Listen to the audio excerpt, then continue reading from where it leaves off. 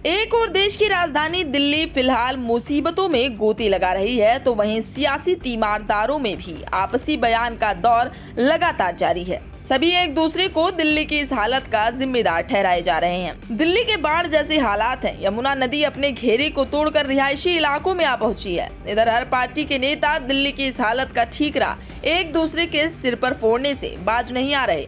CM Kejriwal ने जैसे ही दिल्ली के हालात पर बीजेपी के विरोध में केंद्र सरकार को निशाने पर लेने का प्रयास किया, वैसे ही बीजेपी ने सीएम केजरीवाल के कामों को घेरे में लेकर उन पर पलटवार कर दिया और बीजेपी के तमाम नेता उन पर भड़क उठे। दिल्ली में आई बाढ़ को लेकर हरियाणा सरकार पर लग रहे आरोपों का जवाब देते हुए हरियाणा के मुख्यमंत्री मनोहर लाल खट्टर ने प्रेस वार्ता की और प्रेस वार्ता में कहा कि जो हम पर आरोप लगा रहे हैं वो खुद सोचकर बताएं कि क्या वो सही कर रहे हैं। सुनिए और क्या बोले हरियाणा के मुख्यमंत्री मनोहर लाल खट्टर। और ये जो कहा जा रहा है कि हरियाणा ने हथनी कुंड से पानी छोड़ दिया और उसमें जो फोटो दिखाए जा रहे हैं, मुझे लगता है कि एक अनपढ़ और गंवार व्यक्ति का जो ज्ञान होता है, अगर उसमें कोई पीएचडी चालू कर दी जाए ना तो इनको जरूर पीएचडी मिल जाए। और जो ये मजाक किया है कि वैसे तो कहते हैं पानी नहीं है, पानी दे दो, पानी दे दो, डूबने के हम अब पानी क्यों नहीं लेते। अब उनके बस का ना तो पानी देना है ना पानी भेजना है।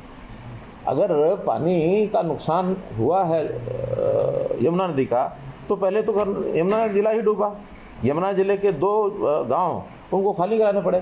फिर इसके बाद 20-22 जिले करनाल में इंद्री इलाके के डूबे। मेरा स्वयं हवाई सर्वे में करके आया हूँ। इसके बाद वही पानी करनाल के बाद पानीपत जिले में उसने असर किया। हमारा एरिया दिल्ली से ज़्यादा लगता है यमुना पर। तो ये इतनी समझ उनको होनी चाहिए कम से कम इस प्रकार का बयान देने से पहले। तो वहीं बीजेपी पर लग रहे आरोपों पर बीजेपी नेता हरीश खुराना ने भी अपनी प्रतिक्रिया दी है। उन्होंने कहा कि अरविंद केजरीवाल आईआईटी से पढ़े हैं क्या? उनको यह नहीं मालूम कि कोई बाढ़ कैसे ला सकता है। सुनिए हरीश खुराना ने और क्या कहा। लगता है कि इनको आईआईटी जो है पास आउट, उनको इतनी समझ तो होनी चाहिए अरविंद केजरीवाल जी को। आतिशी जी भी मेरे ख्याल से पढ़ी लिखी है कैम्ब्रिज से। उनको रिवर और कैनाल का मतलब नहीं पता क्या होता है। और कनाल की जो कैपेसिटी है, ईस्टर्न और वेस्टर्न कनाल की जो कैपेसिटी है, उसकी 6000 क्यूसिक और 17000 क्यूसिक पानी की है। और आप बात करो कि पानी क्यों नहीं छोड़ा गया। और उनको ये कौन समझाएगा, या वो जानबूझ के ये इस तरफ इशारा कर रहे हैं। उनको पता है 180 किलोमीटर ट्रैवल करती है हथनी कुंड से दिल्ली आने में। तो क्या हरियाणा सरकार अगर पानी छोड़ रही है तो अपने प्रदेश को डुबोने के लिए करेगी, ये साजिश करेगी? इनको कौन समझाए। दूसरी बात, इधर उधर की बात मत करो। अरविंद केजरीवाल साहब, आपने खुद कहा था 10 तारीख की प्रेस कॉन्फ्रेंस के अंदर कि 8 लाख क्यूसिक पानी छोड़ा गया 2013 के अंदर। दिल्ली के अंदर बाढ़ नहीं आई। 2019 से 18 के अंदर भी 8,28,000 पानी छोड़ा गया था क्यूसिक का पानी, तब बाढ़ नहीं आई। बाढ़ कब आई? जब 3,59,000 पानी छोड़ा गया। क्यों? क्योंकि आपकी नाकामी है, आपका भ्रष्टाचार है। इसी बीच पूर्वी दिल्ली से भाजपा सांसद गौतम गंभीर ने भी सीएम केजरीवाल को आड़े हाथों लेते हुए उनसे कई गंभीर सवाल कर डाले।